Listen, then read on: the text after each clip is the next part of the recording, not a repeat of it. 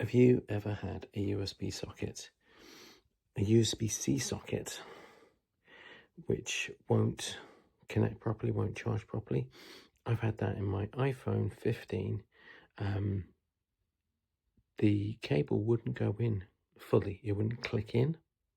This is actually a common problem, not really with the iPhone, with the USB-C, and it's exactly what I thought would happen. So I've done the same fix that I did with the iPhone with the lightning cable. The lightnings were way easier to fix, but they had the same problem. Lint getting inside the socket and then being pushed further and further up by the cable itself. So with that, you got a toothpick. It was wooden, so it wouldn't ruin the electrics. You get a toothpick, you put it inside, and you slowly get all this lint out, and then it fits. Then the iPhone, the lightning connector would fit perfectly fine, and it's all great. So that's turned me from not being able to charge my phone, freaked me out. I thought, oh my God, I need a new phone, to, oh, it works perfectly fine. So I regularly just started cleaning stuff out, and every time, you forget 6 months later or a year later, you can't charge your phone, you get your toothpick out, you fix it. USB-C is just a lot smaller. Actually, what it is same size socket, but the thing in the middle, you'll see, and I don't care about the technical terms, you just can't get a toothpick in there. But you still want to do the same thing, because that's what I just did, because I got some sandpaper out and filed down a toothpick, and that's what that is the picture you're seeing.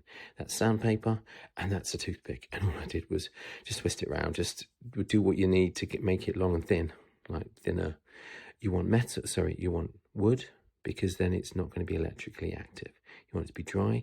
You want it to go into for me it was the tip. It would go in, and it was a millimeter or two or something. It wouldn't go in by. You could see the difference. I have so many other USB-C devices that I could tell it was just this phone, and it was loose. And I have the AirPods, so it couldn't be a size thing. It couldn't be because the iPhone's the smallest one I've got. No, it's not. So basically, I went through, I just kept on poking through.